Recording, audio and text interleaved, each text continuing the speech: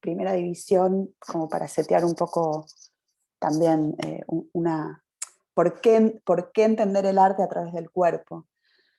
En el mundo de las ideas nosotros podemos dividir el mundo del cerebro, la estrategia, el alma, el mundo de las ideas en Platón, no importa, digamos, como todo lo que tiene que ver con Dios, todo lo que tiene una forma que nos indica cómo, en principio, pensar, ¿no? Y cómo actuar a través de una racionalidad cerebral, hoy lo podemos decir siendo hombres, mujeres y hombres modernos, sujetos modernos, eh, actuar en función de una idea, de un cerebro, de un ideal, de una ideología también. Pero al cuerpo le pasan cosas que son fatales e inevitables, pasiones, enfermedades, muerte, nacimiento, todo eso pareciera que le pasa al cuerpo.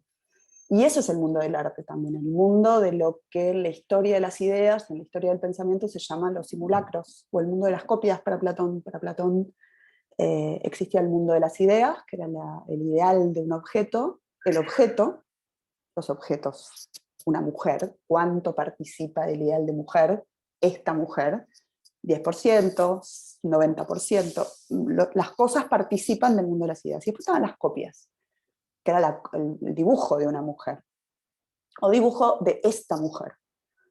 Y eso para Platón era lo peor que había en el mundo, era lo más degradado, lo que no participaba de ninguna forma en el mundo de las ideas. Esa es la concepción del hombre moderno. A medida que vamos avanzando en la historia del mundo, eso va pasando por distintas etapas, que bueno, lo que pasa es que bueno, ya la fuimos viendo en otros cursos anteriores. Hoy lo que nos convoca es tratar de pensar o compartir con ustedes, y me gustaría que participen en la medida de lo posible todo lo que quieran y puedan y les dé, cómo es que entendemos las afecciones de los cuerpos y por lo tanto las expresiones artísticas en las vanguardias de posguerra. De pre-Segunda Guerra Mundial, y por ahí llegamos a alguna de posguerra. Siempre que tratemos de entender el mundo, digamos, el arte moderno, porque no es lo mismo la modernidad en el mundo que el arte moderno. El arte moderno es primera y segunda revolución industrial a vanguardias artísticas, que es 1910, que arrancan ahí las vanguardias artísticas. Podemos entender que la primera vanguardia artística radical es el expresionismo alemán, que es hacia 1912, 1914, hasta que los nazis terminan erradicando completamente. Fue bastante extensa igual, pero duró hasta el 33, 38 más o menos, en sus distintos formatos y con sus distintas tecnologías, porque estamos hablando de una etapa donde la tecnología cambió un montón, por ejemplo, la aparición masiva del cine, la fotografía como recurso doméstico, la fotografía como, bueno, distintas tecnologías que también descansaron sobre los artistas y sobre el arte, ¿no? Entonces, por eso es que el expresionismo alemán es la primera vanguardia artística que utiliza el cine, porque es un invento de la época, no le podíamos pedir a los postimpresionistas que tuvieran cine porque no existía. Entonces, como sujetos modernos, igual la modernidad empezó en 1600, ¿no? Como sujetos modernos, tenemos que entender que el arte moderno, así como el Renacimiento es una etapa artística después del medioevo, que tiene distintas etapas, también podemos decir que la modernidad incluye las vanguardias artísticas, porque sigue siendo un arte que se organiza desde la subjetividad, desde el sujeto que crea un objeto. Esa idea es bien moderna, un sujeto hacedor, un sujeto especulativo, un sujeto proyectual, un sujeto que pareciera que puede cambiar el mundo desde el raciocinio, ¿no? Bueno, igual, esto nace en el Renacimiento, pero lo replicamos hasta este momento. El tema es que las vanguardias artísticas tienen un costado que es que están tan ajetreadas por los cambios tecnológicos que no hay tiempo. Vieron que las vanguardias duran 8 años, 5 años, 10 años, es todo al toque, todo ya. Porque los cambios empiezan, digamos, los tiempos se aceleran un montón. Si pensamos un poquito en retrospectiva, el tiempo de levantarme, hacerme el desayuno, solamente esta acción, salir a la calle y ir a un lugar cambia de hacerme el fuego, esperar el tiempo del agua, ensillar el caballo, salir a prender una hornalla y tomarme el tren, y hoy directamente ni salir de mi casa y prender la pala eléctrica. Entonces, esos tiempos que se comprimen en la cotidianidad también se comprimen en la estimulación en la época de las vanguardias, ¿no? Es como la antesala, ¿no? Esa idea de que mis tatarabuelos se hacían cada ropa que se ponían, y cultivaban y cocinaban cada cosa que se llevaban a la boca, y hoy yo me compro una pizza y estoy hablando con ustedes en una pantalla. Digo, eso ya es el cambio completo de la dinámica cotidiana. Entonces las vanguardias artísticas sufren ese impacto. Los sujetos de esa época, 1910, 1920, 1930, 1940, sufren ese impacto de una manera horrorosa. La electrificación de los territorios, el uso de la luz eléctrica, la nocturnidad como posibilidad a través del uso de la luz eléctrica, el consumo cultural, la idea del confort, como vieron esa palabra confort en inglés, que es consuelo, quiere decir consuelo. Nosotros llamamos confort a consuelo. O sea, yo me rompo el lomo todo el día laburando y necesito un consuelo, necesito estar cómodo en mi casa, necesito un aire acondicionado, pero después poder ir a trabajar otra vez. Toda esa estructura se da ahí, 1910, 1920. Entonces, la verdad es que nosotros, el último taller que di, llegamos hasta expresionismo, y hoy vamos a arrancar de futurismo. ¿Me quieren preguntar algo, decir algo, alguna duda?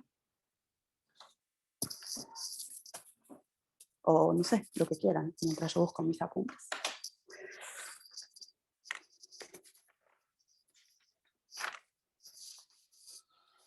Bueno, ante todo les quiero decir que, así como yo tengo una base teórica, yo por ahí, para explicar algunas cosas, cito a algunos filósofos o pensadores, ustedes me irán diciendo si les parece, si no entienden, necesito que por favor me corten y me digan, porque me interesa poder compartir. Yo voy a compartir pantalla, por lo tanto no las voy a ver, así que si alguien me quiere decir algo, me interrumpen, o sea, me dicen "ro" y me preguntan, porque yo no las voy a poder estar viendo si levantan la mano. Un segundito. Bueno, voy a hacer una breve introducción a lo que pasaba antes del futurismo, o en realidad en paralelo, que es el expresionismo alemán. Sintéticamente, el expresionismo alemán es una vanguardia territorial que ocurre en Alemania, así como el futurismo ocurre en Italia, que está muy signada por la corriente, digamos, por la historia alemana en relación al romanticismo y al simbolismo, que son como, si lo queremos graficar rápidamente, son esas corrientes medio dark y medio densas, que están muy conectadas con el temor, muy conectadas con la sensibilidad extrema, con la sensación de que el mundo no tiene límites y que el sujeto está como expuesto a cualquier inclemencia, como en el romanticismo de la naturaleza, como en el simbolismo del inconsciente, porque aparece Freud en ese momento. El expresionismo se da a eso, porque los alemanes son muy tenaces, entonces también cabe la opción de asomarse ahí. No pasa lo mismo en la lógica anglosajona, donde tenemos que estimular a la felicidad del confort para el consumo y la felicidad. Los alemanes se pueden dar al dolor, ¿no? Tienen como el pueblo alemán en ese momento, sobre todo después de la Gran Guerra, se puede dar al dolor. Entonces se da a lo inestable, y aparecen como todas esas figuras desde Munch, que es noruego, con el grito, hasta el gabinete del doctor Caligari, Metrópolis, como la inestabilidad emocional seteada en una industria artística y el consumo cultural también, porque lo que aparece en ese momento, también para entender un poquito el territorio,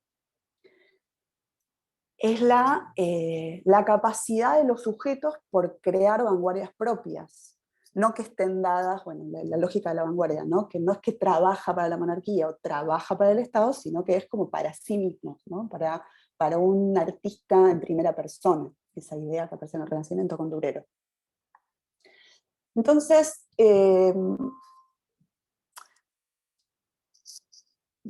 para resumir un poquito y poder anclar y diferenciarlo del futurismo, el expresionismo es una corriente que que se explaya mucho en la sensibilidad, en las afecciones y en las pasiones, ¿sí? Como esta cosa así como de los Dráculas y los Nosferatu, y bueno, todo este mundo que es como si fuera el mundo que yo no puedo controlar, que es como lo que me ocurre. Yo tengo sueños, y tengo noche, y no sé cómo hacer con todos estos temores, y este cambio radical que es de la creencia en Dios a la estructura del Estado. Bueno, digamos, todo ese cambio de siglo que es feroz ocurre encarnado en el expresionismo alemán. Insisto, es muy distinta a la lógica anglosajona, ¿sí? Inglaterra y Estados Unidos es diferente, pero básicamente con los ingleses es completamente distinto, porque Turner, que es inglés, no lo podemos asociar con los románticos alemanes, es totalmente diferente. Bueno, el futurismo ocurre en Italia, y básicamente, así como nosotros tenemos esta corriente que es romanticismo, simbolismo, expresionismo, como un eje posible para estructurar un poco esta clase, tenemos otra, y que podemos decir que esta corriente que acabo de escribir se sienta en el sujeto y en la subjetividad y la sensibilidad de un sujeto humano. Tenemos otra corriente, que es la corriente que se sienta en la máquina o en el objeto, que es, por ejemplo, el futurismo, y la antesala de eso es las artes y los oficios ingleses, justamente, donde la cuestión está en crear objetos, lo que después va a ser el diseño industrial, digamos, ¿no? Crear objetos que nos acompañen, que nos den confort, que no nos expongan al abismo de la existencia, y que yo pueda elegir la alfombra de mi casa, el empapelado, y bueno, y puede elegir entre 3 o 4 en un catálogo de silloncitos, ¿no? Como una pseudo libertad inexistente, pero una falsa opción de libertad. Esas son las dos líneas, básicamente, que van a recorrer las vanguardias hasta la Guerra Fría, ¿sí? Hasta la Segunda Guerra Mundial. Esas son las dos líneas, justamente porque como sujetos modernos no podemos salir de esa dualidad de sujeto-objeto. Entonces, una van a recorrer la afección y otra van a recorrer el objeto o la máquina. Entonces, el futurismo lo tenemos que ubicar en Italia, en el norte de Italia, que si lo pensamos rapidito es donde después se instalan las automotrices, en Torino, en Milán, en el norte del Piamonte. Y por supuesto después va a Roma, y después continúa un poquito más porque el duce Mussolini le da bastante cabida, porque como estoy diciendo, no es un arte de lo sensible, es un arte de la producción, es un arte industrial. Es como si dijéramos ingenieros del arte, ¿sí? Más al estilo stalinista, que Stalin quería, en la misma época, quería, o un poquito después, quería ingenieros de alma en la Unión Soviética, no quería artistas expresivos, quería como setear Discúlpame, las almas. Sí. esto está relacionado con el diseño industrial, ¿no? De alguna manera. Las artes y los oficios, que es Inglaterra de 1905, de 1885 a 1905, es como el papá del diseño industrial. El futurismo no, más delirante, no es tan útil, pero sí tiene una utilidad como arte, que es en relación al uso, el uso partidario, panfletario. Ah. Ajá, gracias, gracias. Nada, igual ahora vamos a ver imágenes y les va a quedar un poquitito más claro. ¿Somos todas mujeres, salvo Franco? Sí. Bueno, entonces hay un par de artistas futuristas. Lo que venía pasando era que Italia venía como muy seteado con las escuelas de arte mediterráneas. Estas escuelas, qué sé yo, de donde sale Lola Mora también, donde estudia Lola Mora, todo lo que viene, digamos, hijos y hijos y hijos de Bizancio, de las escuelas renacentistas, digamos, todo lo que tiene una codificación externa, o sea, parámetros con los que crear el arte. Estos tipos dicen, me tienen harto, bueno, el expresionismo también dice, me tienen hartos con las escuelas italianas, vamos a hacer otra cosa. Es el antiacademicismo, solo que los futuristas dicen, ¿qué es toda esta sensiblería del posimpresionismo, los expresionistas? ¿Qué les pasa a toda esta gente? La máquina es lo que nos va a salvar. Dicen, ¿qué más confianza me da a mí que el rugir de un motor? ¿Qué más confianza me da a mí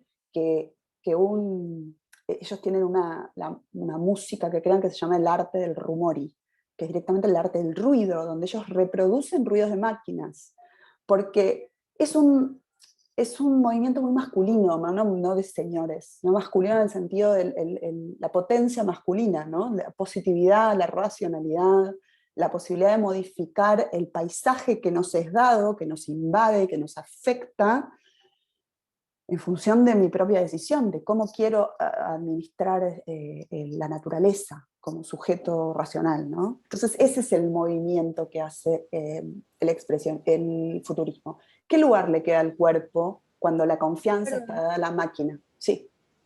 ¿Esto coincidiría con la época en que el cuerpo es visto como un motor, el cuerpo como motor? ¿A qué te referís? Porque la otra vez trabajando sobre el tema de los cuerpos, ¿no? Yo estoy en un grupo estudiando, bueno, los cuerpos del feminismo, y vemos como el cuerpo como máquina, el cuerpo como motor, las distintas etapas que también se refieren en el arte. No lo había escuchado nunca así, pero lo podemos pensar si pasemos con una división tipo de un lado lo subjetivo, claro, y del otro lado lo femenino, claro. no la mujer, lo femenino, la sensibilidad, y del otro lado la producción, el entendernos a las mujeres o los varones como sujetos reproductores. Todo eso también tiene que ver con el futurismo, porque las mujeres del futurismo lo que van a decir es: nosotras, las mujeres del futurismo, tenemos que ser las que reciben al gladiador cuando viene de la guerra y le da la capacidad de reproducirse. O sea, nosotras somos unas grosas porque le damos la capacidad de reproducción. Entonces, hay una creación, pero la creación está mediada por la máquina, por lo maquínico, por lo biológico, no por lo natural. Lo biológico es la comprensión cultural de la naturaleza, ¿no? Tratemos de entender también esta como distinción. Bueno, pero básicamente está Marinetti, que es como el gran artista de las letras, viene Marinetti, que viene trabajando. Marinetti es como el que atraviesa el movimiento futurista de punta a punta, termina trabajando con Mussolini, básicamente. Ahora les voy a compartir pantalla, así dejo de contar y empezamos a ver.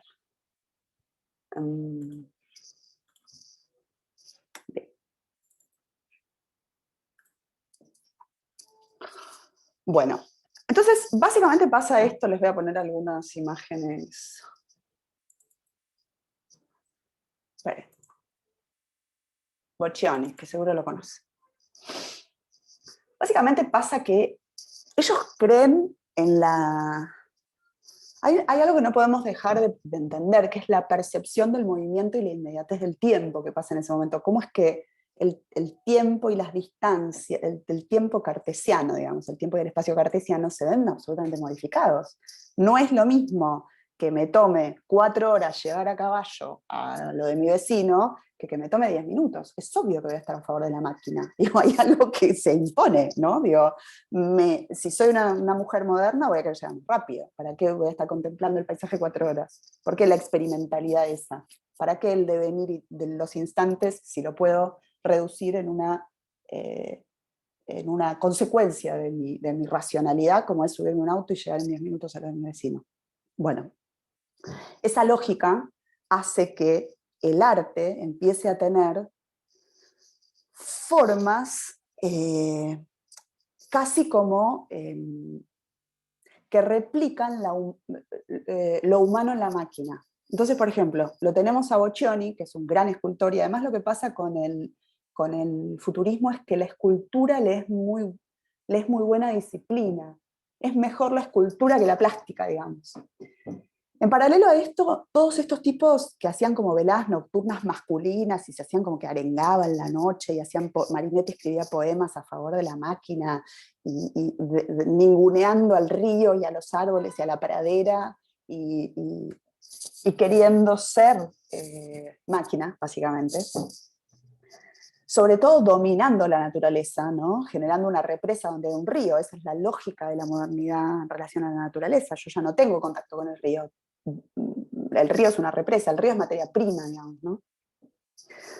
Esta lógica hace que todos estos tipos estén a favor de lo bélico, estén a favor de digamos, en términos locales diríamos que eran como medio compadritos, todos se enlistaron en la guerra, la mitad murieron, de hecho se tuvieron que mudar de Milán a Roma, porque digamos ya después la parte norte de Italia quedó como bastante diezmada, después de la Gran Guerra, no había recursos. La constitución del norte de Italia como una industria automotriz es posterior, es bien con Mussolini. Y para ellos la belleza está en la confrontación. Eso es importante también, que la belleza está en la confrontación y recuperan, como vemos acá, la lógica románica de los romanos,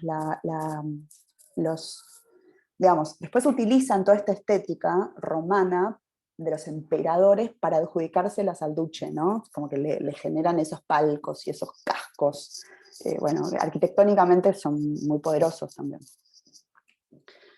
Bueno, estos son algunos elementos que perfectamente podemos confundir con el principio del cubismo, solo que lo que retratan ellos, lo que retrata el cubismo es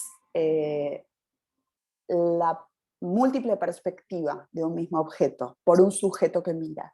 Lo que retratan los futuristas es el rum rum de la máquina, van a decir ellos, el trum trum y el rum rum y el toc toc, lo van a decir así. La polución de la máquina, tanto sonora, auditiva, bueno, sí, auditiva y de olores, ¿no? Y el movimiento que genera la dinámica. En general todos estos aparte eran artistas rurales, que migraban a la ciudad y se veían muy afectados por la urbanización. Bueno, por ejemplo, es la mayoría de estas obras están en el MoMA. Esto se llama Desarrollo de una botella en el espacio, se llama así. Esto perfectamente es cubismo. Lo que pasa es que el statement de nacimiento es otro, porque el cubismo va hacia lo libre y esto va al ser una máquina, al que mi percepción ya no es subjetiva de la botella, sino que es maquínica, está seteada, está codificada, ¿no? La volumetrización de la botella está seteada. Esta obra, que veíamos antes, que para mí es de las mejores de Boccioni, se llama algo así como Caminante en el espacio, ¿no? Y es casi, yo cuando la veo así pienso en los Transformers, ¿no? En estos muñecos infantiles, casi del cómic y de las películas, no tan infantiles, pero digamos, que son autos, que son robots, que son semi-humanos, pero que se caen y se transforman en autos y se levantan y se despliegan. Boccioni tiene una escultura que es fantástica y muy famosa. Esta es la que está en el MoMA. Esta se llama Formas únicas de la continuidad en el espacio. Fíjense, estaban en una, como si fuera detener fotográficamente una escultura el movimiento, ¿no? Para hacer realmente el despliegue maquinal. No tanto anatómico, porque eso es lindo también del futurismo. No toman al cuerpo como una máquina anatómica, como lo toman, qué sé yo, los que hacen disecciones o los que entienden la funcionalidad del cuerpo. No, es el cuerpo artístico realmente. Es el cuerpo que deviene máquina. Para ellos el auto, la locomotora, el velero, hablan de todas estas cosas, los aviones, por supuesto, no son máquinas. Digamos, el cuerpo tiene que poder ser eso, tiene que poder ser un avión. Esa es la cuestión. No un cuerpo funcional con órganos, tejido, cuerpo vivo, sino que lo mejor que nos puede pasar es ser robots para ellos. Es como la lógica del arte del androide, ¿no? Anterior. Esta obra, que es muy interesante, esta escultura se perdió y la reconstruyeron a partir de fotografías como en fibra, ¿no? Pero está bueno porque la podemos ver. Estas son, creo que, fotos originales. Fíjense cómo es que la figura humana está escondida detrás del movimiento, ¿no? Es súper interesante este trabajo. Esperen que... Acá. Esta es la reconstrucción de la escultura perdida de Boccioni, se llama, ¿no? Para nosotros es lo mismo porque seguimos viendo una foto en este caso, pero sí está rehecha con moldería. Y es interesante cómo este sujeto, el cerebro, está sostenido por escuadras, ¿no? No es un sujeto que sustenta lo racional, sino que es la estructura, la escuadra, lo que sustenta, la regla, digamos, lo que sustenta al humano. Esa es la lógica de ellos, básicamente. Pues algunas otras cosas, no vamos a hacer todo futurismo porque quiero poder avanzar, pero digamos, hay algunas otras cosas que son bien interesantes. Así como les digo, muchos fueron a la guerra, muchos murieron en la guerra, pero hay mucha dinámica de la belleza de lo bélico, ¿sí? Bueno, muchos de estos, perfum mecanográfica con Giacomo Balla, por ejemplo, ¿no? Entonces hay ahí como una mezcla entre lo dadaísta, hay como un borde difícil de descifrar, nada que ver el dadaísmo con el futurismo, pero sin embargo todo ocurría más o menos en los mismos territorios y con una forma bastante parecida, porque nosotros tenemos a Picasso disfrazado así también, una foto de Picasso, o lo tenemos a los primeros dadaístas en algunas perfo así. Solo que esto realmente eran como latas de aceite y iban acompañados por algunas sinfonías de los ruidos. Y ahora voy a tratar de compartirles un poquito algunas sinfonías de los ruidos porque son realmente interesantes. A ver, espera, bueno, este es un artista bastante famoso que a mí me gusta un montón.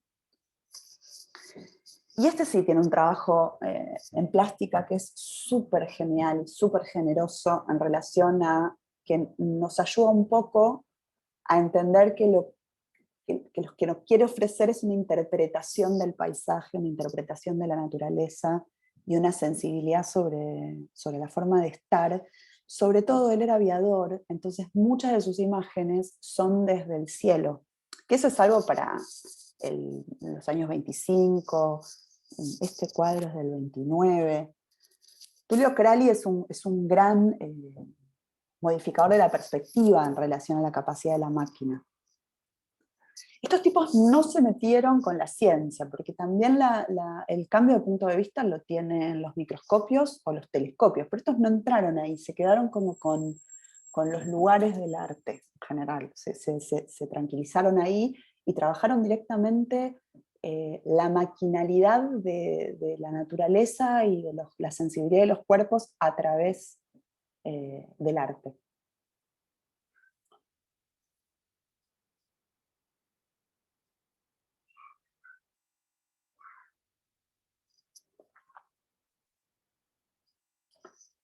Bueno, este es uno de los mejores cuadros de él, por ahí algunos lo conozcan. En general son subjetivas de él en vuelo. Hay uno que es particularmente acá. Como la fragmentación mecánica del espacio también, ¿no? A través de un cristal. Casi como que es una perspectiva dejada al cristal, ¿no? Este es él, es una foto arriba de un avión.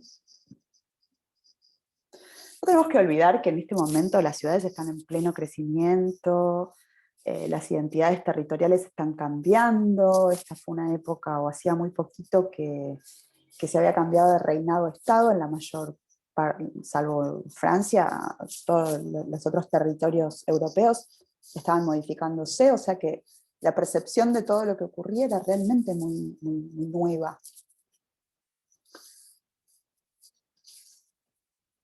Bien. Les quiero compartir solamente porque es algo bastante, bastante interesante, lo del arte del rumor, que es el arte del ruido. ¿Sí? Este señor, Luigi Russolo, que es él, crea todos unos sistemas increíbles de aparatos. Empiezan a existir los primeros amplificadores, entonces empieza a poder generar, a reproducir ruidos, no grabaciones de ruidos, sino ruidos con estas máquinas que él hacía, que no hacía No, se corría completamente de lo académico también, porque él no trataba de que sonara una nota, él trataba de reproducir, es totalmente experimental, un ruido. Y generaba este tipo de no sé, instalaciones o espacios de grabación. En general los ponía atrás de los telones del teatro, atrás de bambalinas, para que se escuchara eso mientras en escena estaba ocurriendo algo como del orden de lo que vimos antes de Giacomo Balla, esos personajes disfrazados como latas de aceite. Y realmente lo que traía era la poesía de la máquina. A ver, les voy a...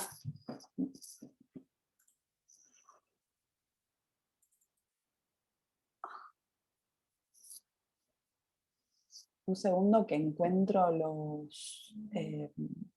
un link para ponerles el audio porque es realmente bastante alucinante.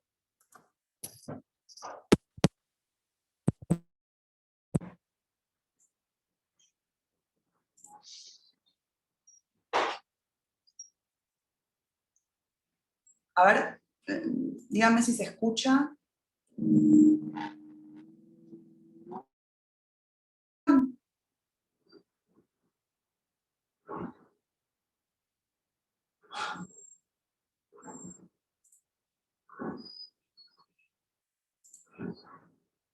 Ay, nadie me escribe.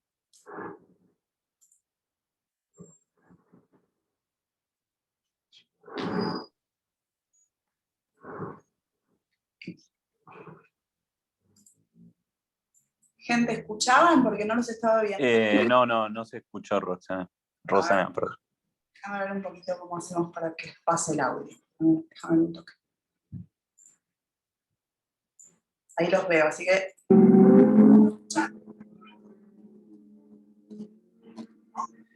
Sí, ahí se escuchaba.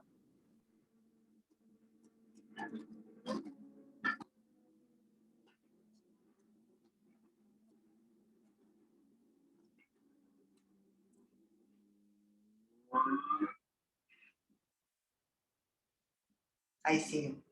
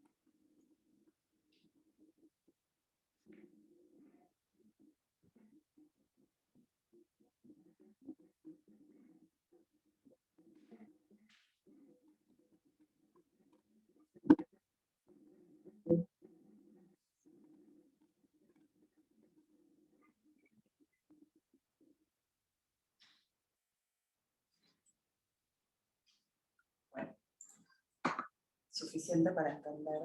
Tienen que poner los auriculares y me conecto con ustedes a través de... Bueno. Ahora que volví con los auriculares, ¿sí? Bueno.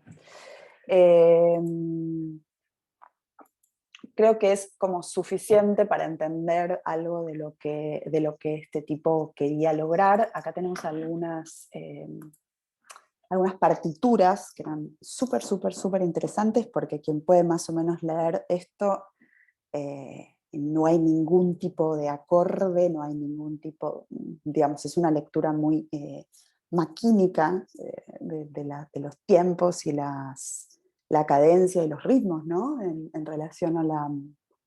Era una experimentación absoluta. El tema es que fue interesante porque ellos no entraron a la construcción de autos, digamos, se quedaron en el ámbito del arte. Ellos entendían, Marinetti era un tipo, que es el que escribe el manifiesto futurista, era un tipo que era como un frustrado en el amor. Él se describe bastante así. Entonces, como que a través de la estrategia, la máquina y la masculinidad, en ese orden lo diría, puede relacionarse con el mundo. La verdad es que es un tipo bastante duro, él viaja, digamos, parte de este movimiento futurista se expande hacia la Unión, hacia Rusia, todavía no era la Unión Soviética, pero bastantes poetas lo seguían a Marinetti. Cuando Marinetti va en el 14 a Rusia, los camaradas, digamos, lo que después fue la organización de la revolución, los sacan a patadas, porque es un demagogo, digamos, no puede entender, digamos, la Unión Soviética se constituye a partir de la igualdad entre el hombre y la mujer, y este tipo era un misógino total, leído desde hoy, ¿no? En esta forma, pero les parecía realmente una violencia muy grande, no como vamos a entender hoy, una violencia sobre la mujer, sino sobre la no creatividad en las formas, ¿no? Entonces, fue interesante ese viaje que hizo en el 14 a Rusia, previo a la revolución, y se tiene que volver cantando bajito, básicamente. A ver, bueno, entonces también hay algo ahí en ese momento, estos son los manifiestos futuristas. Hay manifiestos para todo. Manifiesto para el arte general, manifiesto para la lujuria, manifiesto para el teatro, manifiesto para la escultura. Estaba todo determinado, todo codificado. Manifiesto para la música, manifiesto para la arquitectura, programa político futurista. Acá está Marinetti en Rusia, alguna información de lo que ocurrió ahí. El manifiesto de la mujer futurista, el manifiesto técnico de la literatura futurista. Digamos, es como que no había... Estaba todo determinado racionalmente, ¿sí? Los parámetros tenían que cumplirse y por eso fue tan factible que quedara bien parado, digamos, con el Duce, ¿no? Después. De hecho, Marinetti fue miembro de la Academia de Artes Italiana, era como si fuera el coordinador de la Academia de Artes Italianas. Yo creo que eso es lo que hizo que el futurismo se cayera en saco roto, digamos, porque terminó siendo un gesto panfletario y no un gesto absolutamente creativo, por más que nos convoque o no, digamos, pero era realmente una situación bastante única, fue única y no se replicó en otros momentos. Bueno, vamos a seguir adelante. Vamos a continuar con... ¿Me quieren preguntar algo? ¿Decir algo?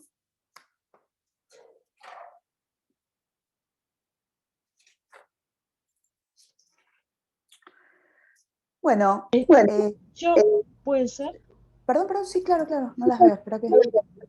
Es por ahí volver muy atrás, pero me quedé con algo y que me gustaría entender, que vos dijiste en un momento que para ellos la belleza era confrontación, Sí, está bien. que no me quedó claro eso. ¿Quién me está preguntando? ¿Cómo es tu Carmen nombre? Guadalupe. Carmen. Carmen Guadalupe. La belleza es una moto. La belleza es confrontación, sí. Ellos digamos, la confrontación en el sentido menos creativo, si queremos, del término. Confrontación como potencia. Pensá la competencia, te diría. Eso es, la belleza es la competencia. competente y ganar la competencia, las dos cosas. Por eso van a la guerra, por eso creen en el arma, por eso creen en la máquina como desarmar al otro, en el desarme de lo otro para que uno gane, digamos. Eso no aparece en otros formatos y en otros movimientos artísticos, aparece solo en el futurismo italiano. Esta idea de que va tan aparejado no solo cómo se percibe maquinalmente el mundo, sino la idea de que el placer de ganar, digamos, el placer de ganar, lo bélico en el sentido originario, no ir a la guerra particularmente y exponerse a la guerra de trincheras que fue la Gran Guerra, sino que el sentido de la veda tenga que ver con la competencia ante otros, ¿no? Eso, el ganar. No sé Muchas gracias. Bien. No, está bueno que pregunten lo que quieran. Bueno, cuando nos vamos al cubismo, el cubismo tiene como una lógica completamente distinta, un poco lo dije yo hace un ratito, pero lo vamos a volver a transitar. El cubismo lo tenemos que entender, vamos a poner algunas imágenes como para no ser tan dura mientras hablo. Por supuesto hay un montón de artistas y podemos hacer 5 clases sobre cubismo, pero vamos a tratar de avanzar sobre lo que nos compete, que es la cuestión del cuerpo. Es difícil el cuerpo en el cubismo, porque lo que yo por ahí quiero transmitirles es que el cubismo, vamos a poner una imagen, vamos a poner a Picasso, así vamos directo al grano de lo que fue, a ver.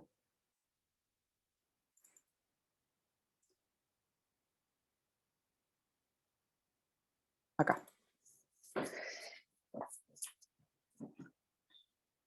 Esto es como un cubismo intermedio, ¿no? El cubismo tiene el cubismo es básicamente, lo tenemos que entender desde 1909, 1907, que es Las señoritas de Avignon de Picasso, pero después él abandona esa estética, pasa por el periodo azul, pasa por el periodo rosa, pero lo que lo designa él es la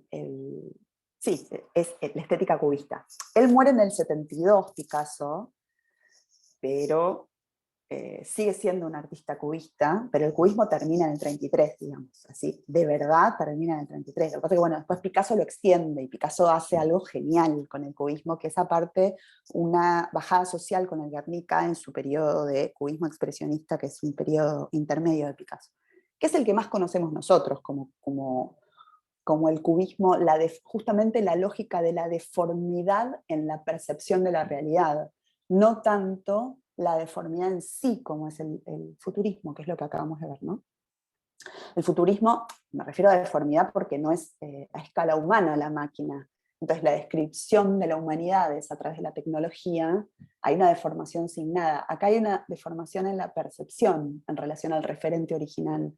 Cuando dice, este se llama mujer en camisa, qué sé yo, mujer en camisa. Bueno, hay un referente que se perdió acá, o hay un principio de la lógica de la abstracción en nuestra formación como espectadores, que puede entender que eso es una mujer en camisa, que tiene un pelo, que tiene una cara, que tiene unos hombros, que tiene un busto, que tiene una pollerita y que tiene, no sé, una sillita, está sentada en un silloncito. La decodificación de la abstracción es a partir del cubismo. Son como los maestros de eso, ¿no? Esto más a nivel figurativo, y antes entendió el cubismo como a nivel figurativo del cuerpo, y antes entendió el cubismo con Juan Gris o Braque, en relación a la abstracción de la percepción de un objeto, de una mesa, de un tabló, como se dice. Bueno, entonces... Disculpame la interrupción, soy Liliana. ¿Cómo estás? Yo quería decir, bien, ¿qué tal? Sí, justamente me parece que lo que querían romper con el cubismo era el volumen, ¿no? O sea, el concepto de la tercera dimensión, y que eso para ellos era una ilusión. quizás sobre esa idea plástica se entiende la tela y se entiende la pintura y el orbe y el concepto del ser humano, ¿no? O sea, como de construir, como querían deconstruir el concepto de volumen renacentista, ¿no? Que era una ilusión óptica para ellos.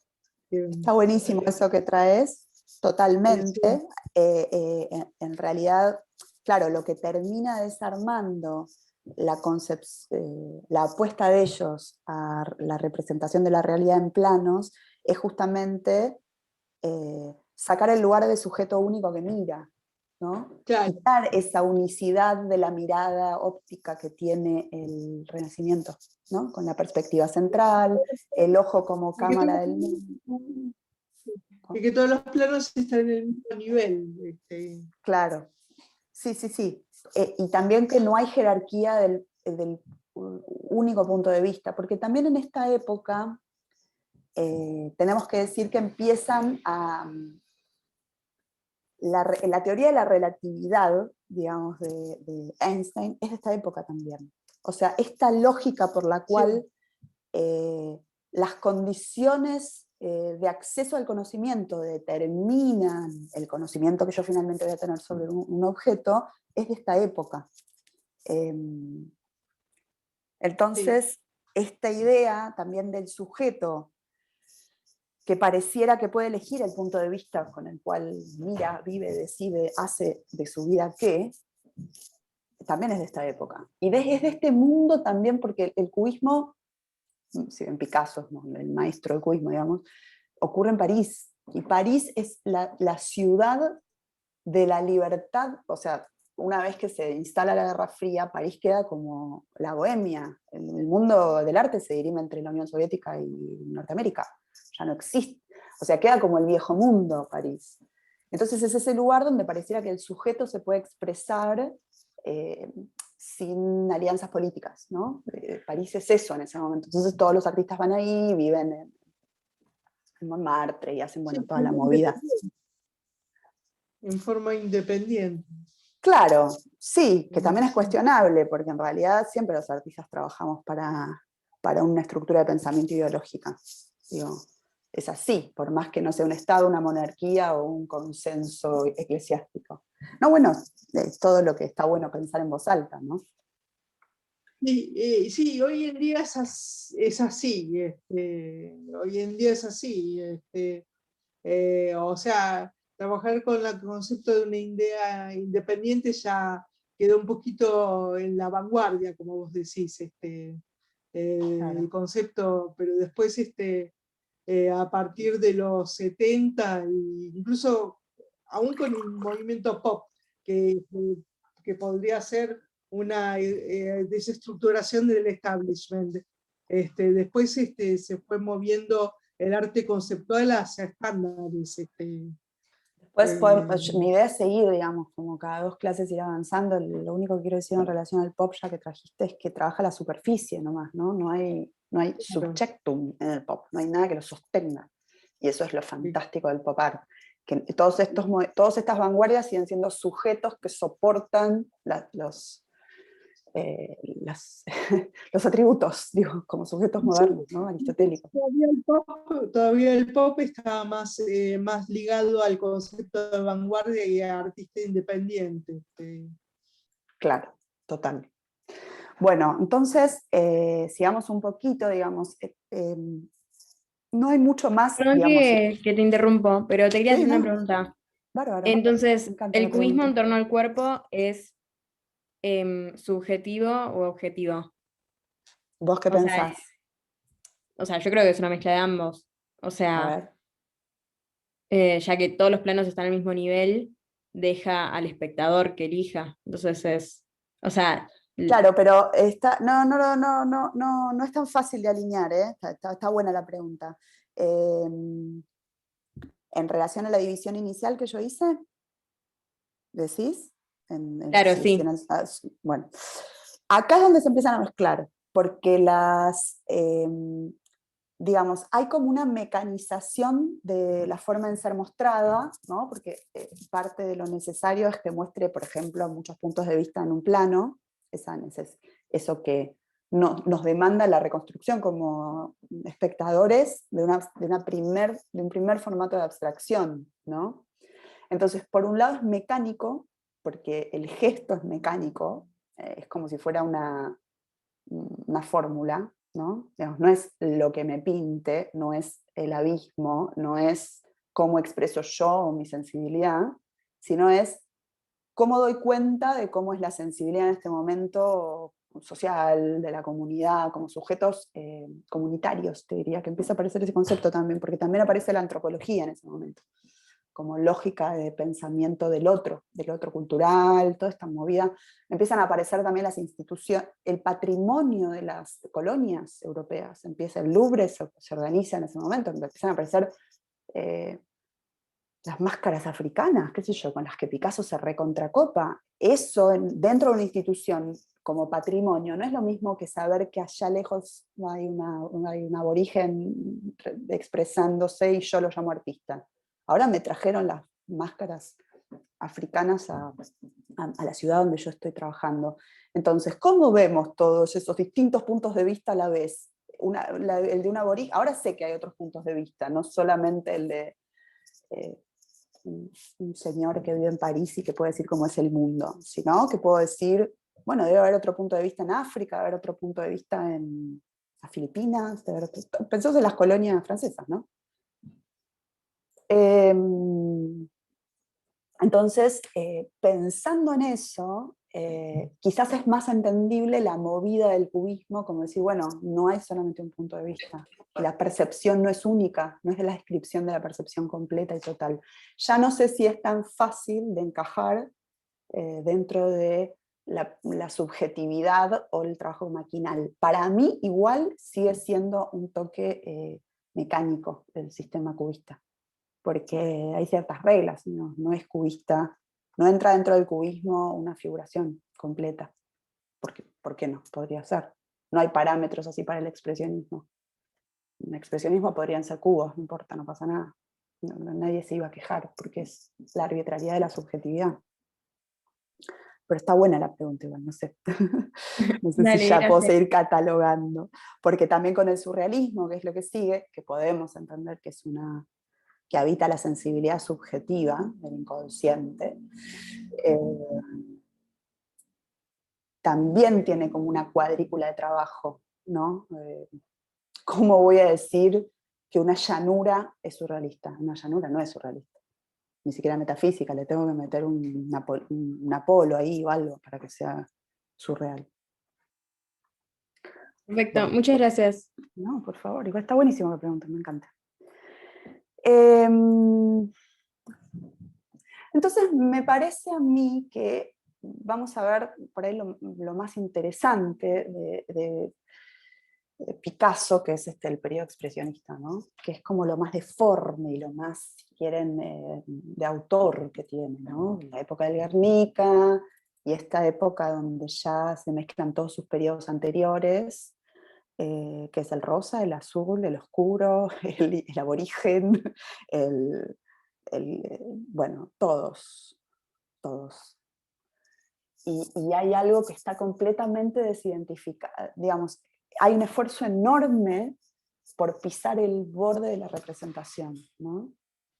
Si pensamos como en un nivel de grado, la representación con un original, me hago la tonta y lo pongo en estos términos, el arte es imposible de ser pensado así, la fotografía o la pintura al óleo del retrato ecuestre son casi como fieles al original, ¿no? Entre la unicidad y la reproductibilidad, la unicidad del óleo y la reproductibilidad técnica de la foto hay un abismo, pero son fieles al original. Acá son retratos, pero son retratos tan deformes y tan interpretados por un sujeto y que da cuenta de una multiplicidad de sentidos sobre la realidad, que ya la realidad es subjetiva, que la veo como yo quiero verla. Igual él me plantea un código de visualización de la realidad, no es que me pone un vidrio transparente, me hace una propuesta, no es que no. Igual es interesante porque acá empieza a aparecer el perfil del artista que habla como, que nos habla desde su síntoma, ¿no? Desde su locura, desde la forma en que él ve el mundo. Y yo entro en su mundo a través del arte. Entonces ese gesto de entrar al mundo del otro particular, ¿no? Del otro social, es algo que aparece en el cubismo también, y sobre todo aparece con Picasso, porque Picasso abandona, Braque, Juan Gris, qué sé yo, abandonan un poco, bueno, Leyer no tanto, pero abandonan un poco el cubismo, ¿no? El cubismo duro. O se perpetúan en la misma técnica y ya no es relevante. Este tipo despliega su síntoma en la pintura, su síntoma en el mejor sentido, su personalidad, su locurón, digamos, su forma. Uy, están duplicadas, perdón. Entonces está la famosa anécdota de que las mujeres se ofendían cuando querían ser retratadas por Picasso porque no se veían ellas después y se veían absolutamente bastardeadas por la forma en que él las representaba. Entonces, me parece que está bueno, como ese gesto, ¿no? Como me sacan una foto y quiero ver si salí linda y salí fea, o salí fea. Y con Picasso era imposible, digo, era una deformidad total. Era parte de su deformidad interna lo que él estaba laburando con excusa del retrato de una mujer. Pero me parece que habla básicamente de esto, la posibilidad de hacer sensible durante una época determinada este formato en el que la realidad, incluso pienso, gran parte del mundo de las ideas, los sistemas de pensamiento, empezaban a defender la individualidad como algo posible. Bueno, yo pienso esto, mi sistema de derechos, por ejemplo, sobre mi cuerpo, mi individualidad, eso empieza a aparecer en ese momento. Antes no existía, digamos, no era posible el respeto por un esclavo, qué sé yo, no existía. Entonces, la importancia del yo, ¿no? de la primera persona, de la individualidad como tengo algo para decir desde mi individualidad. Yo creo que hoy en el arte contemporáneo es insostenible eso también. A nadie le importa demasiado los problemas personales de un artista, digamos, ¿no? Y menos que me los comparten en una obra. Lo que intentamos desde el arte contemporáneo, o al menos lo que hace traccionar el arte contemporáneo, es algo que haga reflexión sobre las estructuras de dominio, de poder, a lo Borges, ¿no? que plantea una ficción para hablar de una estructura de base, o Foucault, por ejemplo.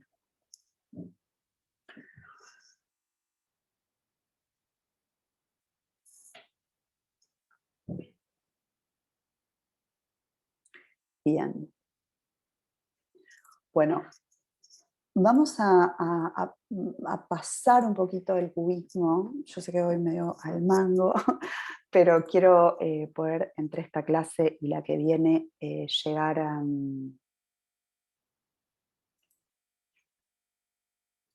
dadaísmo. Hoy vamos a tratar de avanzar. Por ahora, futurismo Italia, cubismo Francia. Bueno, tenemos que decir España por Picasso, digamos. Y mientras tanto, todo en paralelo, todo junto y todo muy cerquita, como ocurrió en el viejo continente, en Rusia, previo de la revolución, y un poquito antes que el futurismo italiano, aparece el suprematismo. Entonces vamos a tener una línea ahí muy particular, territorial, que es suprematismo, constructivismo, estalinismo, realismo socialista. ¿Sí? Esa es la línea dentro del territorio ruso-Unión Soviética. Ahora lo que a nosotros nos interesa como época es estos movimientos alineados que son el suprematismo en Rusia, de Stilg en los Países Bajos, y el arte concreto Madí, que es la consecuencia local, ¿no? Pero vamos al suprematismo. Obviamente cuando hablamos de suprematismo tenemos que hablar de Malevich, porque es casi el único, mi amor, pobrecito y corazón, que tuvo la capacidad de hacer esta abstracción absoluta de la vida en relación al arte. Malevich es previo a la Revolución Rusa, durante el periodo leninista de la Revolución Rusa se sostiene como docente. Se sostiene como docente, se sostiene como pintor, se sostiene, pero la época leninista, del 17 al 23, digamos, hasta el 28, es bastante experimental con el constructivismo, pero ya después Stalin lo persigue, porque Stalin necesita trabajar para el proletariado, y él era un abstracto total, un abstracto más abstracto que el expresionismo abstracto, ¿no? Norteamericano. Era un abstracto matemático casi, no artista. Entonces, yo no puedo dejar de traerlo porque lo amo, a Malevich. No puedo decir que sea parte, digamos, que era como, estaba muy lejos de su gente, él estaba muy solo en su propuesta. Tenemos que decir que el pueblo ruso era un pueblo hambreado, expandido en un territorio gigante, por un zarismo que tampoco lo representaba a él como sujeto, a Malevich. Él no pintaba para la corona, él se forma en Francia, y como en su origen él pinta estas cosas, ¿no? Fijémonos qué distinto todo. Muy influenciado por el arte europeo. Esto ya tiene alguna lógica de lo que él pinta al final, sus figuritas. Pero en 1908, y ahí Sebrat, no, técnicamente nada que ver, pero digamos, son estas vistas, ¿no? Pinta la burguesía, pasa por el cubismo, pasa por el futurismo.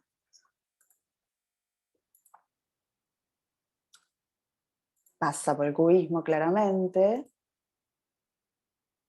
Pasa por algunas expresiones absolutamente abstractas, más linkeadas por ahí con el postimpresionismo. Pero lo que lo determina a él es esto, es esta estructura que después vamos a tener que directamente hacer un arco de tiempo y ligarlas al minimalismo, ¿no? Al minimalismo norteamericano en los años 60. Con Dan Fravin, Tony Smith, Stella, Morris. Básicamente él no trabaja la corporalidad. Lo que empieza a pasar, a ver, digamos, en Rusia no hay, se están deshaciendo de todas las estructuras de culto, religiosas, monárquicas. Todavía no se sabe si va a venir otra supremacía como vino, que es el comunismo, a lidiar con todo esto, pero ellos estaban tratando de encontrar la libertad, el soltar amarras, digamos.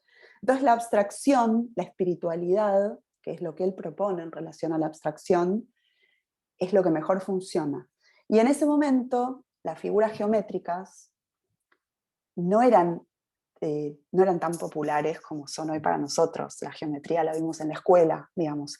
Para él, estas formas representaban el cosmos, representaban todo lo que no tenía la precariedad del referente en la Tierra, no porque el lugar del cosmos, sino lo espiritual, diríamos. Lo otro, el cosmos en ese sentido, lo inconmensurable, la representación de la sensibilidad más pura, decía él. Claro, ¿cómo vamos a encontrar en esto la sensibilidad más pura para nosotros, que por ahí somos más sujetos de un artista expresándose, ¿no? Leemos la espiritualidad como esta idea de lo sublime, ¿no? Pero también tenemos que entender que de acá sale Kandinsky, o sea, con esta escuela se forma Kandinsky, que después va a ser uno de los primeros artistas expresionistas en El jinete azul, ¿no? Dame un segundo, voy a cerrar la puerta.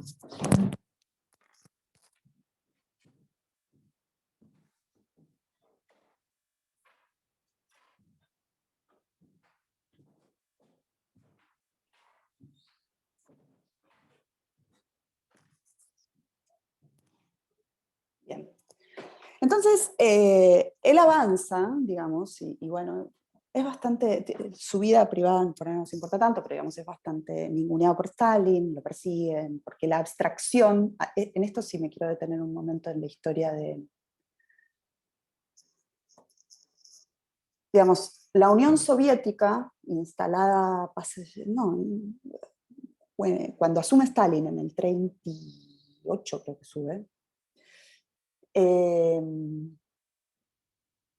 ya se perfila las potencias, ¿no? Lo que después va a ser la Segunda Guerra Mundial. Y la Guerra Fría, hasta los fines de los 80, ¿no? En esa división territorial se da algo que es súper interesante. La Unión Soviética se queda con la figuración, que es lo que llamamos realismo socialista, que es el arte utilitario a favor del Estado. No voy a decir de propaganda, porque eso es un término que menosprecia mucho el uso político que le dio el estalinismo al arte.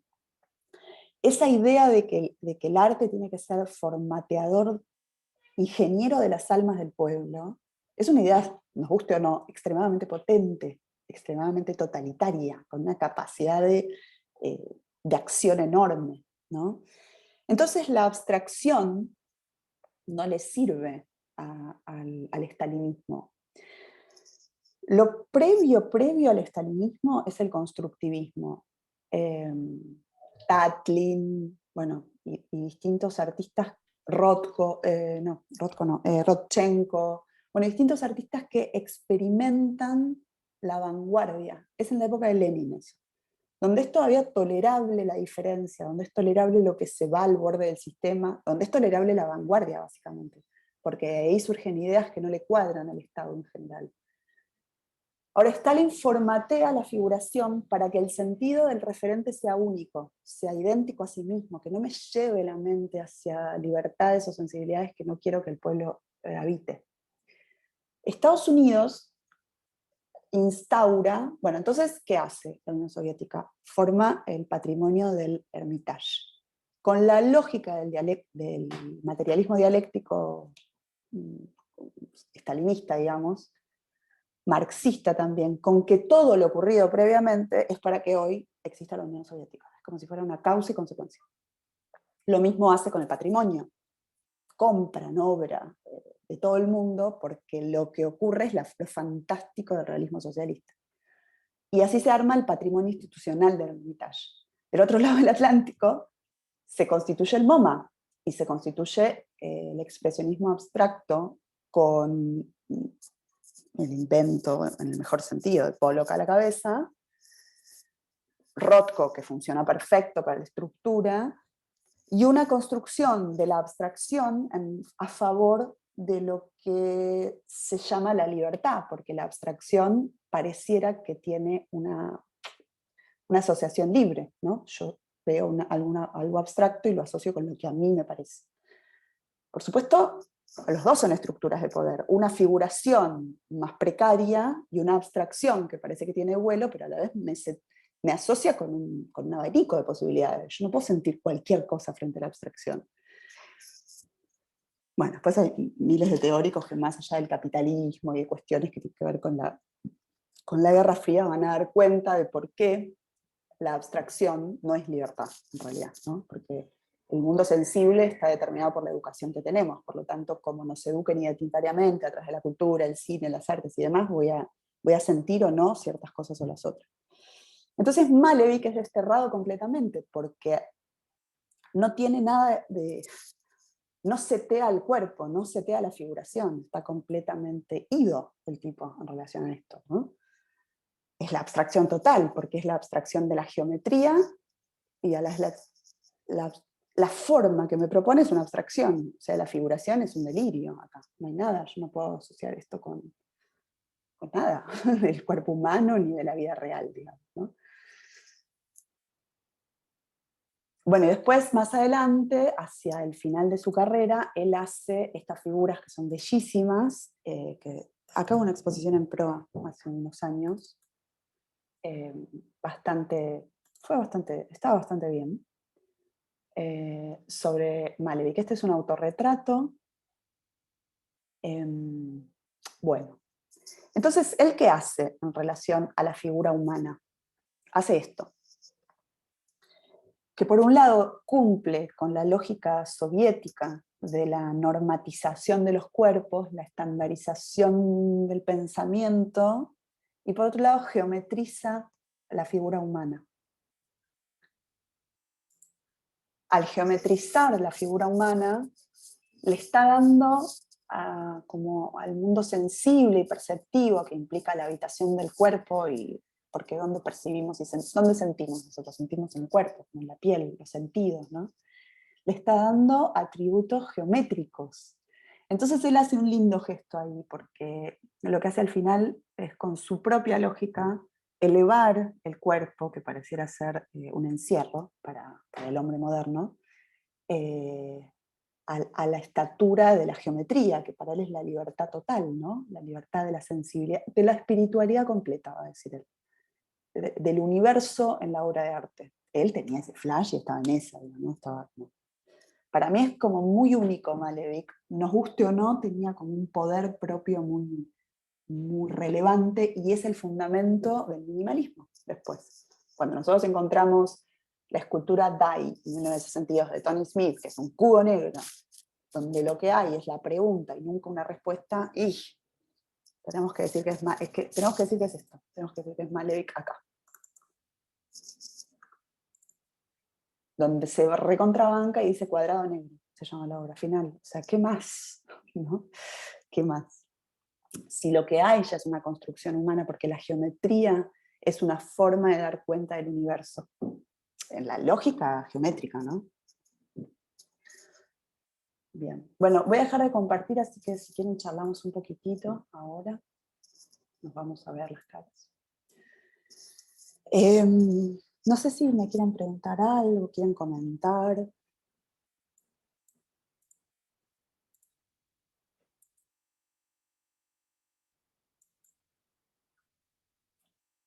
La próxima vez vamos a seguir con The Stilg, que no tiene mucho de trabajo con el cuerpo, pero es bien interesante, y vamos a pasar por surrealismo y vamos a avanzar un poquito más.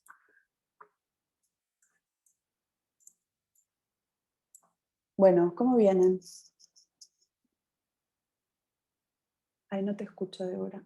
Abran los micrófonos si quieren y charlamos un poquito. Yo pregunto si puede ser, Guadalupe Carmen está hablando. Bien. Ok, Guadalupe. La de Malevich, más o menos qué tiempo abarca, por ahí lo dijiste y no lo anoté. Malevich, ¿verdad que me estoy escuchando a mí con reverberancia? Malevich es 1900, por ejemplo, la obra que vimos recién es 1915, y él hace, digamos, obra, por ejemplo, la figurita que vimos al final es 1928, y después un poco que cuando asume Stalin, él queda como docente y perseguido, muere en Moscú, pero ya no es como que no encara nada nuevo, porque ya está completamente apretado por el gobierno, pero no se va, y no lo echan tampoco, no se tiene que ir, ni siquiera de la ciudad.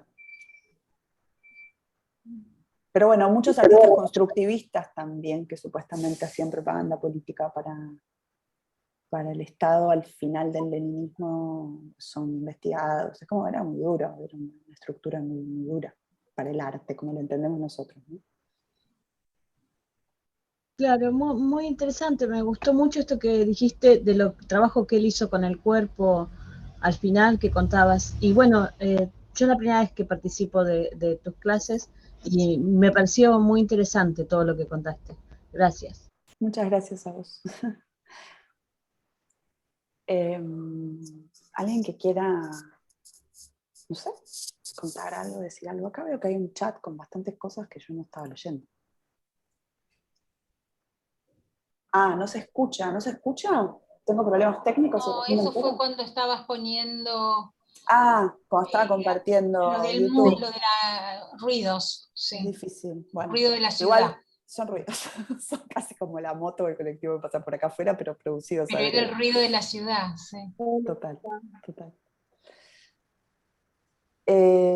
No sé si alguien quiere, si quieren comentar algo más. Yo, para no entrar en un nuevo tema, si no terminar 9:30 directamente Te iba a pedir si podés profundizar un poco en esto que decías, como que sería minimizar o hablar de que es una propaganda política exclusivamente, esa etapa con Stalin y esa etapa del arte, ¿no? Yo recuerdo haber visto, yo creo que fue en el Malvo, una vez todos los afiches del estalinismo, todos como, y que bueno, que uno desde el desconocimiento los interpretaba exclusivamente como propaganda política, ¿no? O inclusive en otros movimientos, como ha sido, no sé, el cine el cine en Italia, el cine en Alemania, bueno, de la cosa de propaganda política, desde lo artístico, ¿no? Como tan importante. No, a ver, tenemos que decir que dentro de la Unión Soviética, desde el principio, el arte es utilitario, que en general no es así tan directamente ni tan obviamente. Es como decir, una cosa es la poesía y otra cosa es el lenguaje comunicacional. Qué sé yo, una cosa es la poesía, que es en sí, que es un arte, que no tiene un sentido de ser más que en sí, y otra cosa es un comunicado oficial, qué sé yo, algo que tiene que llegar a un diario, o algo un relato que yo necesito que el otro lo comprenda con la codificación necesaria. Entonces, el arte hasta ese momento, con todos los millones de comillas y qué sé yo, era para sí, no trabajaba, bueno, sobre todo en las vanguardias, no trabajaba para nadie, justamente era vanguardia, venía a romper y a desestructurar el status quo, hacer preguntas sobre la utilización y la percepción de la realidad, bueno, etcétera, etcétera, etcétera. Lo que ocurre, el proceso que ocurre desde la Revolución Rusa del 17 hasta el 54, que muere Stalin, es el siguiente. Lenin, a ver, Rusia estaba muy abandonado, es un territorio gigante, si vemos desde donde arranca Rusia en el oeste hasta el final de Rusia al este, es un territorio inabarcable, inconmensurable, estaba totalmente abandonado por el zarismo, hambreado y mal, ¿no? O sea, no tenía estructura. Entonces empiezan a usar el arte como un sistema de identificación, que en realidad es lo que hace el cine norteamericano desde el principio, ¿no? Conquistarnos la cabeza y la sensibilidad perceptiva. La identificación con los héroes, con la estructura, bueno, del bien y del mal, digamos, esta cosa del protagonista, o la protagonista mujer y la habilitación de las minorías inclusive. Pero yendo un poco a la lógica, o sea, se tilda de propaganda política, algo que en realidad es, originariamente el constructivismo, fue experimentación a favor de un partido político. No sé si decía un partido político, porque en realidad no había opción. El Partido Rojo es el que ganó la guerra, digo, ¿entendés? Eran los únicos.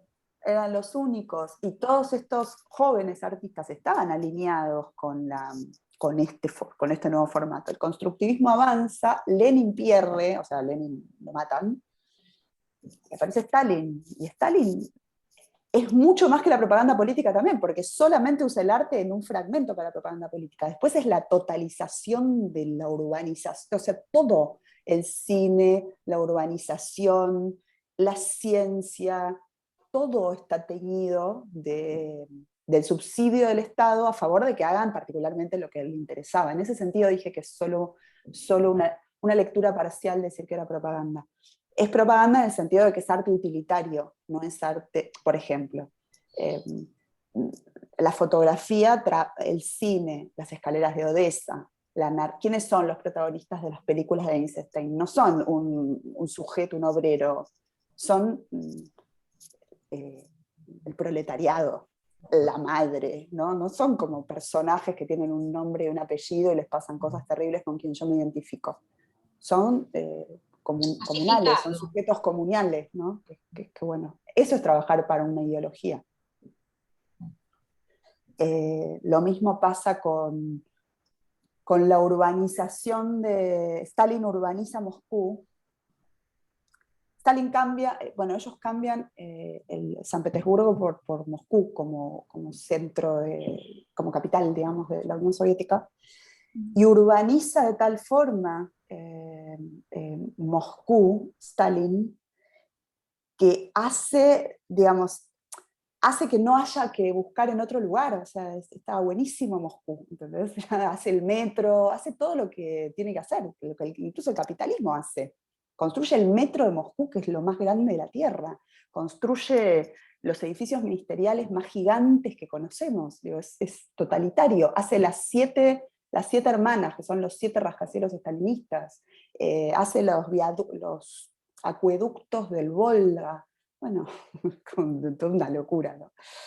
Y eso ya no queda experimentalidad, ahí es todo productividad, no hay capacidad de, bueno, vanguardia, vemos qué onda, no. En ese sentido, más que nada me gusta pensarlo así.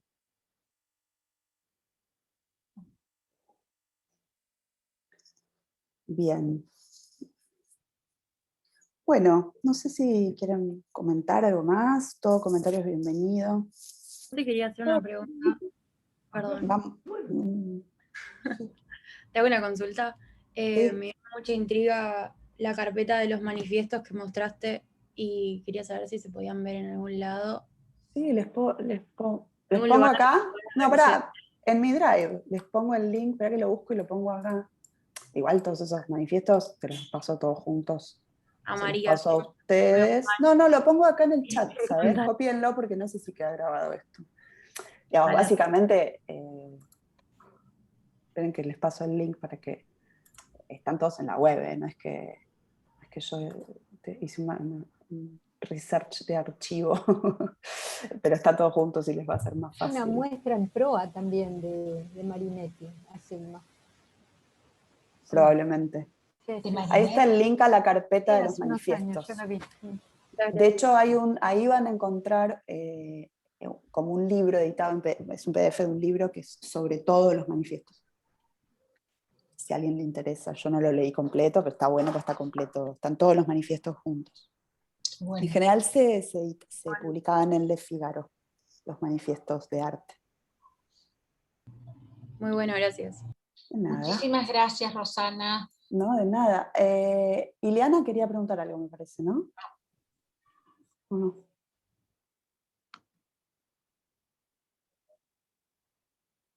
No, se fue. Partió. Bueno, gente, si estamos, nos encontramos la próxima.